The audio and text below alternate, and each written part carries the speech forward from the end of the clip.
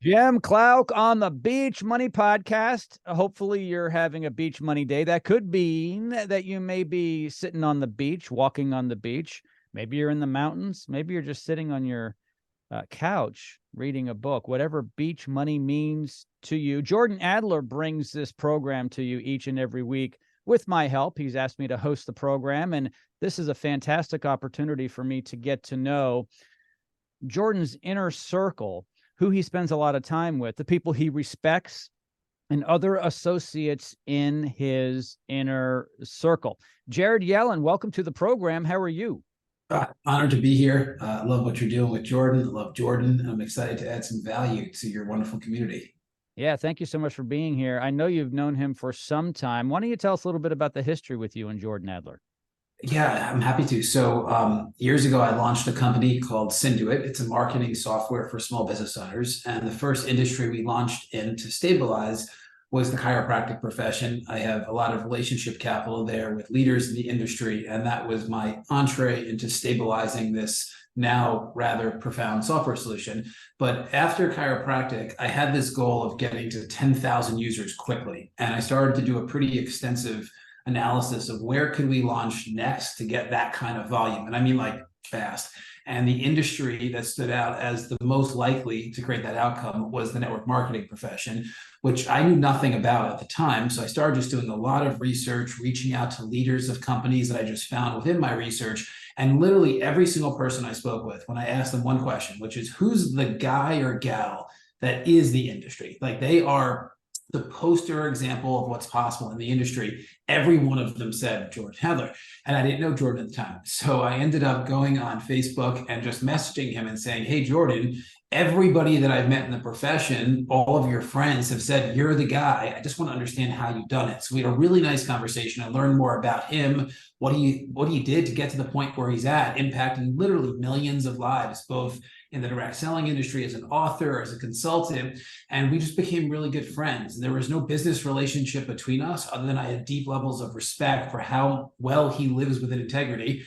And as time went on, he was tracking what I was doing in the software industry. And a couple of years ago, he reached out and he said, I just want to really dig into where you are and where you're going with your current project.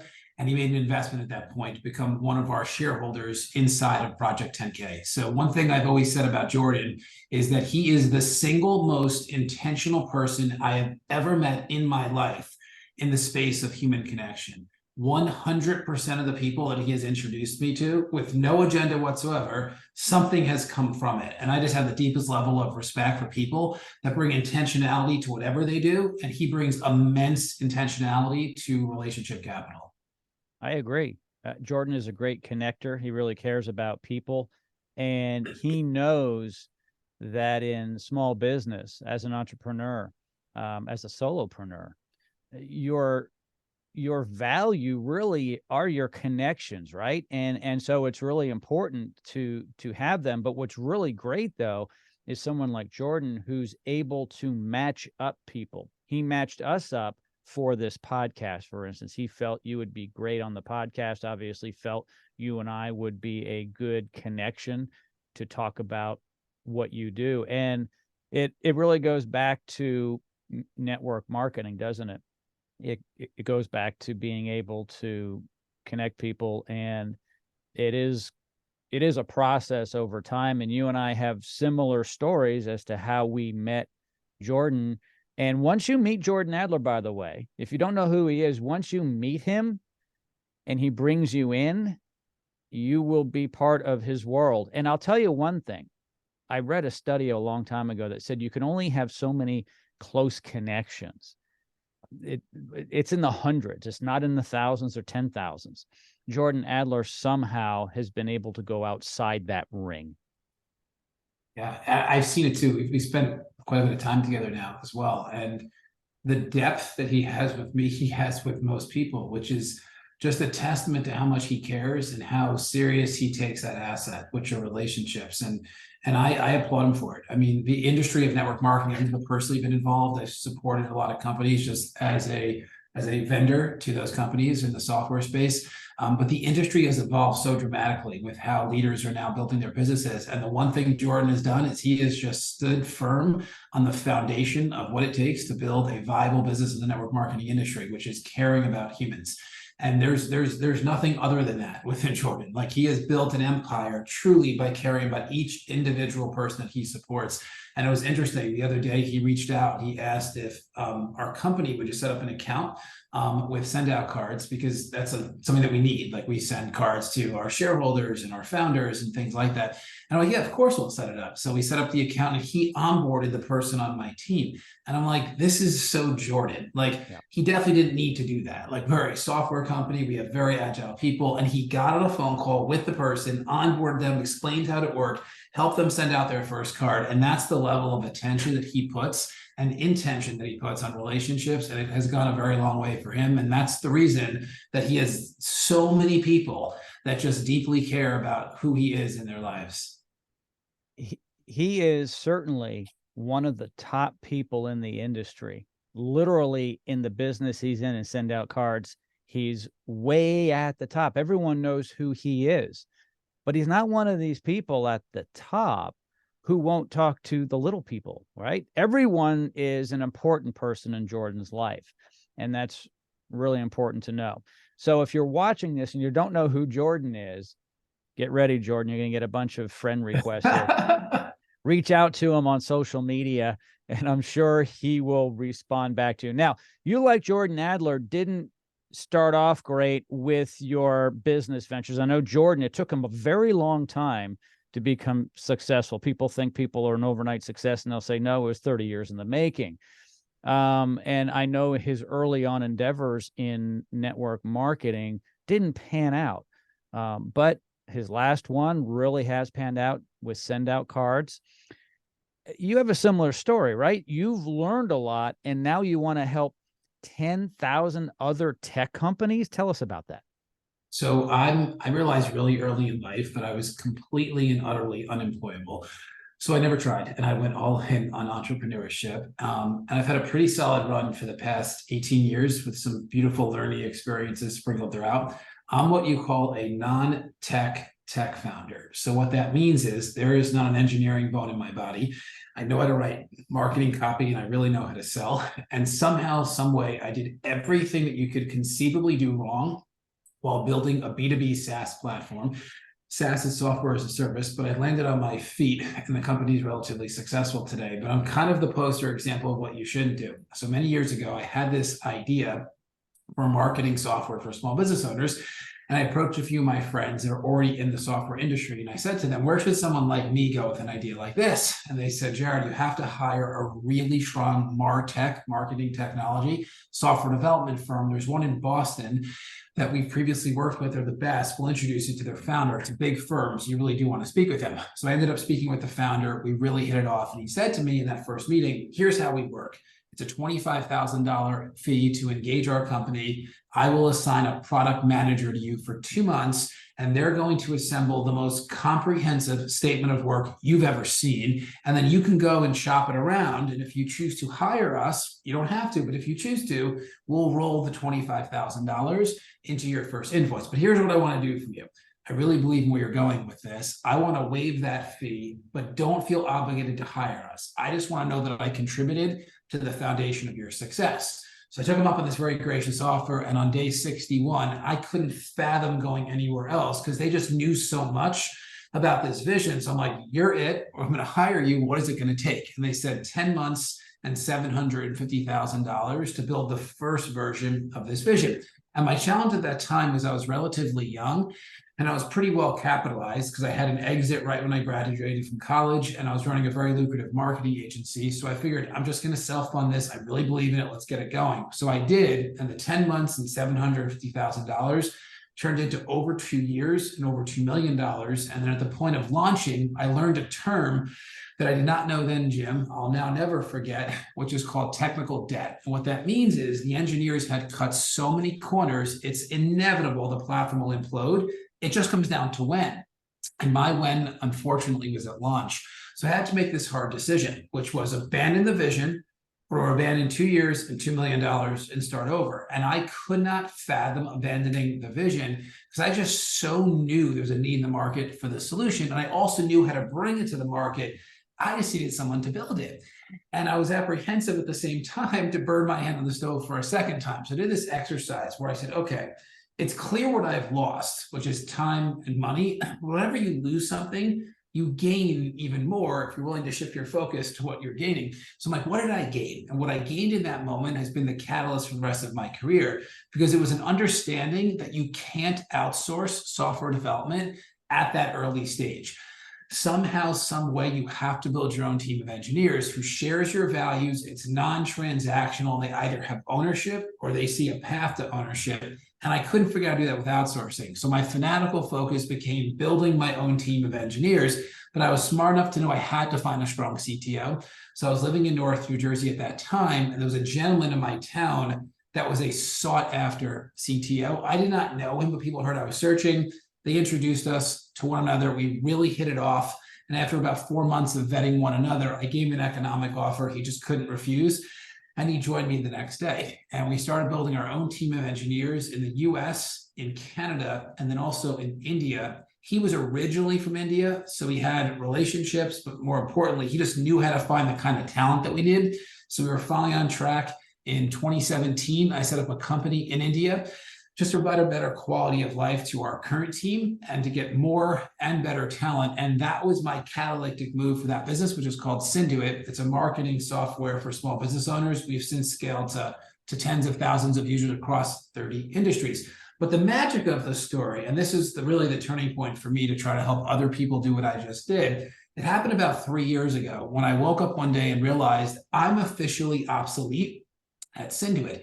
And as you and your audience knows, that's the dream of the entrepreneur, or at least in my opinion, it should be. That's the beach money lifestyle right there.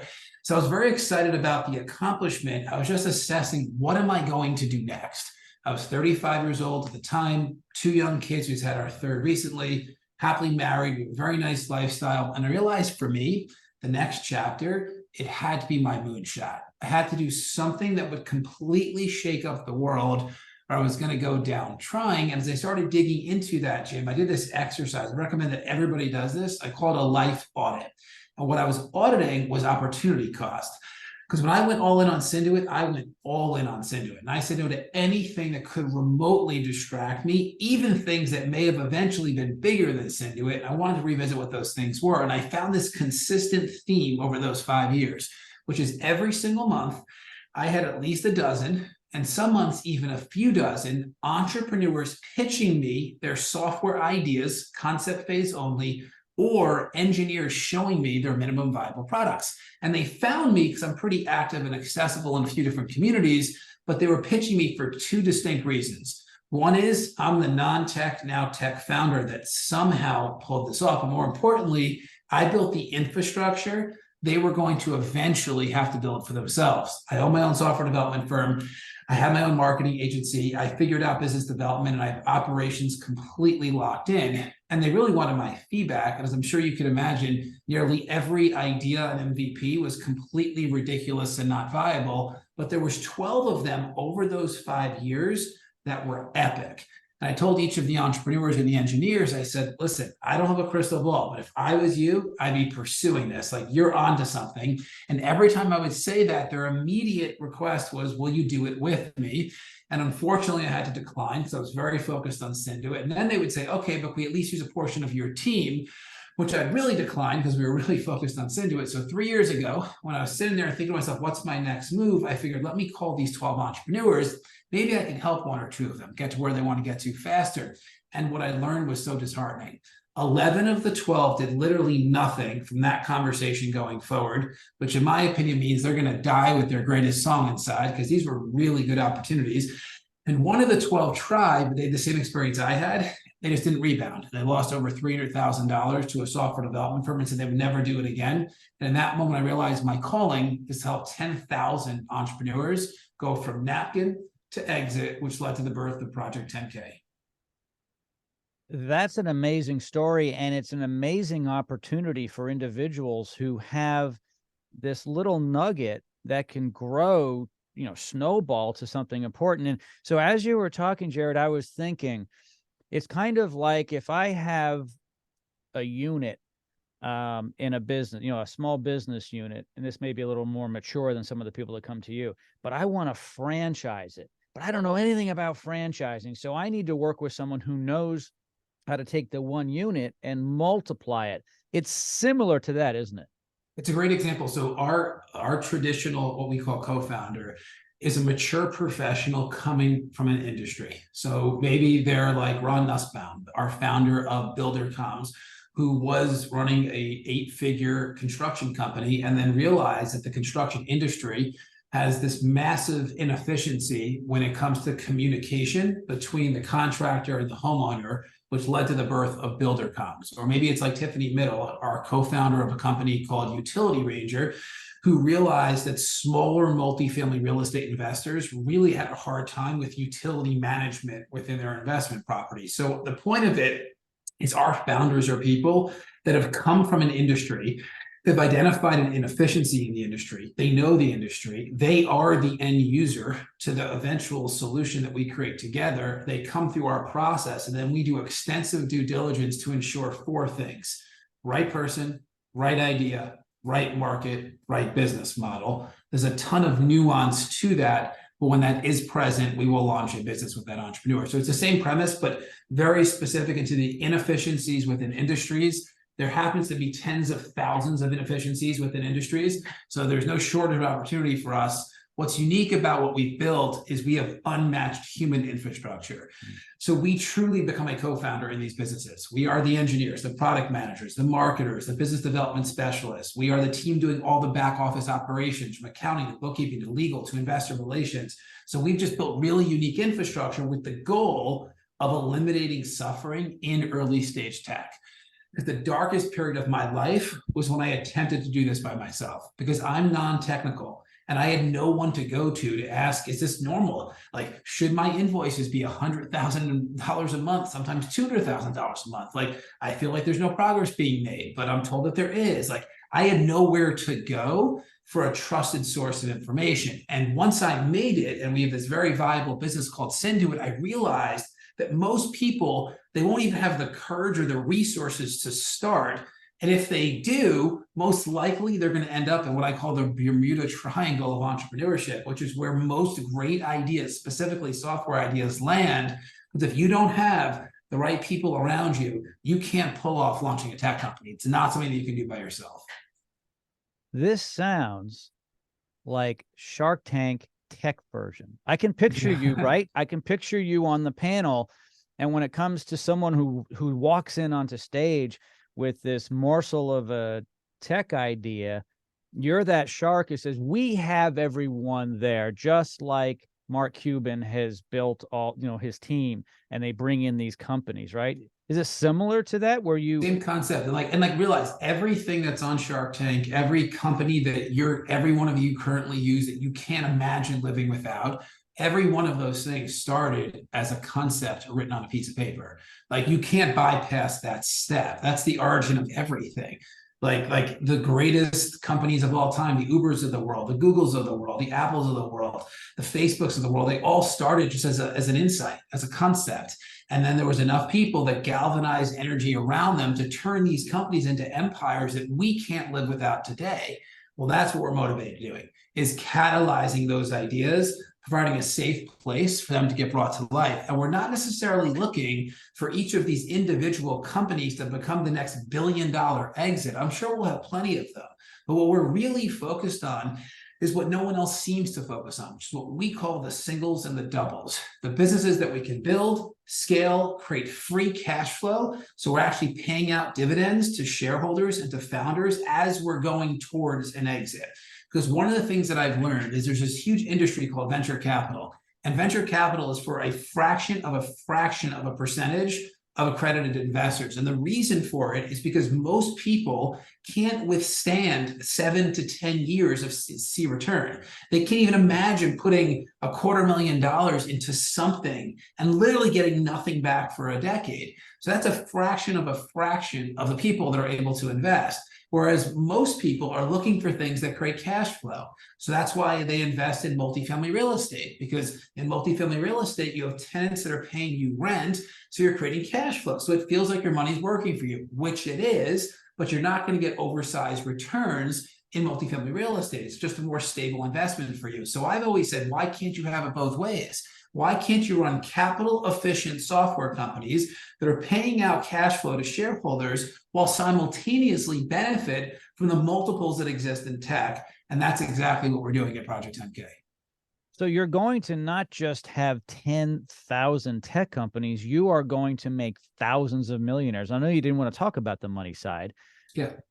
But well, we will. No, we'll talk about it. We believe that, like, this is a great example. So one of the things that we've come to realize is that many founders, early stage, they are more of a liability than an asset. And the reason we say that is because they're too passionate about their idea and they see no fault in it. And that gets in our way, because the reason we've accomplished what we've accomplished is we're unemotional about any idea.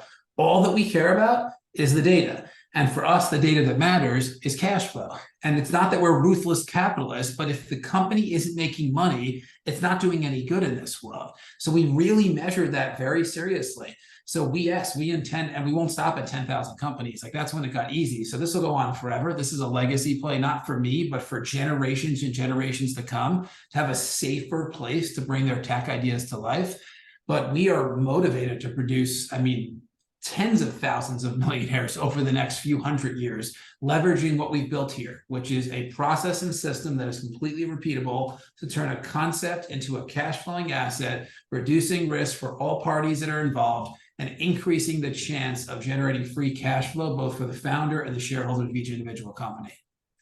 It sounds as though, Jared, you are helping a lot of people live their dream, because without you and your back end, and I know back end's not fair to say, but it kind of is a back end. They have the upfront idea and you guys bring it to fruition. There are a lot of people out there who couldn't fulfill their life's dreams because they don't have the infrastructure and the experience you have. And I would imagine, Jared, the more you do it, the better you guys become. Yeah. And really the easier it is, because we learn from experience. Yeah, it's interesting you say it. So the first 10 companies felt like impossible, like the most Herculean thing of my life. Company 11 was the first time that it got easier. And I said to my team, we're on to something. Company 50 was easier than company 11. And I'm positive company 5,000 will be easier than company 50. So it is getting easier. Part of it is we've just created operational efficiency. Part of it is we just know what it takes to start generating cash flow. And the moment you generate cash flow, it does get easier, not easy, but easier. So we just know what that takes to get to the point of generating cash flow. Part of it is we become more selective on what we're saying yes and no to. So if we're not 100% certain that we can pull it off, we just won't speculate. It isn't worth it. We've also gone a little bit upstream now. So we're not just starting at concept phase, but we're also blessing engineers that have built really strong minimum viable products that are generating $1,000 or $2,000 a month, but they really can't take it any further than that. We're acquiring either most, if not all, of those assets, and then taking them on a journey to really scale, to create more cash flow, and then ultimately an exit as well. So we've learned a lot over the past, we'll call it 3 years of this project. I would say probably about 95% of what we did didn't work, but the 5% that did work really worked, and it has allowed us to live and share this story. And we're really onto something here. It's a very exciting project. We have a lot of people that are involved at this point, like Jordan, people that are high integrity, very successful, extremely well networked, that just believe that entrepreneurship solves every problem that exists in humanity. And they see this project as a conduit to help humanity. Whether that means we're actualizing someone's dream as an entrepreneur or building a solution to a challenge that exists in their life, either personally or professionally, that's stealing time or money, and one of our companies can then give them back time and or money. That's why people are getting involved with this project. It's really a force for good. And we tell people all the time, we measure ROI. But for us, the R is the economic return and the I is the impact. And that's really how we make decisions. Will we make money and do good at the same time? If not both, we won't do it, because those are the two things that are absolutely foundational to us. Project 10K, 10,000 tech companies. How long is this going to take for you to achieve that? And when you do achieve it, are you going to then up it to 15, 20? Yeah, we're going to rebrand to Project Infinity because we just won't stop. There you go. It's funny. We used to say 10 years. And we reverse engineered how we were going to get there. And we dropped the 10 years more because it was creating an unnecessary pressure on us hitting a certain KPI that didn't actually matter. And we were saying yes to things that we probably should not have said yes to. So we dropped the 10 years because maybe it'll be 4 years, maybe it'll be 22 years. All that I know is this is a forever project. We're never going to sell Project 10K. It's going to live on forever. I tell all of our shareholders, take your investment in our company and put it in a trust that you give to your heirs so that your heirs can take this company once we're done with it. This will just go on. This is just a better way to do entrepreneurship. We've built an ecosystem, and at the foundation of the ecosystem is one word, and it's really not a word, it's a way of life at Project 10K, and it's together. And we say together, we achieve more. And we've proven this now because entrepreneurship is a very isolating journey. It's the reason I think network marketing is so special, because when somebody does get involved in the profession, they're not on an island by themselves. Like there's a team surrounding them, there's leaders surrounding them, like success leaves clues so you can follow the path that others have already paved for you. If you do the work, most likely you'll at least achieve something. Well, that's beautiful that the network marketing profession has that, but early stage tech does not have that. It is a very lonely, isolating journey that is riddled with pain and suffering, and the investment to make it happen in early stage tech is exponentially more than network marketing. So people's lives are ruined when they pursue their tech dream. No one's life is ruined when they pursue a network marketing opportunity. So what we've done is we've built an ecosystem, and we're seeing the most incredible data come from this ecosystem, where certain companies in our ecosystem have the exact same end user. They're just doing different things for the end user. So it still has to be two different companies, but as a byproduct, they collaborate as if they're one, and they're so much more powerful together than they are alone. And we're still early. So I still consider us like a zygote on this journey. So I can't even imagine what that looks like at company 1,000 or 5,000 or 10,000 or 50,000. The level of synergy, 1 + 1 = something way more than 2, is absolutely profound in this project. Project 10K. Jared Yellin, thank you so much for joining me here today on the Beach Money Podcast. I appreciate it. I'm going to have information in the show notes, everybody, so you can reach out to Jared. Anything else you want to add to that, Jared? I'm just honored to be here. I love what you're doing with Jordan. For all of you, if you're just hearing of Jordan for the first time, go get his book, engage in his work. This is an absolute force for good, this man. I really have met very few people that have no ulterior motive at all, other than leaving a positive imprint in every person's life that they meet, and that's Jordan Adler. So get his book, get involved in his work, and wonderful job with what you're doing here with the podcast. Thank you so much. And Jared, actually, we have a link to Jordan's book in the show notes. Jared Yellin, thank you so much again. I really appreciate your time. Awesome. Thank you.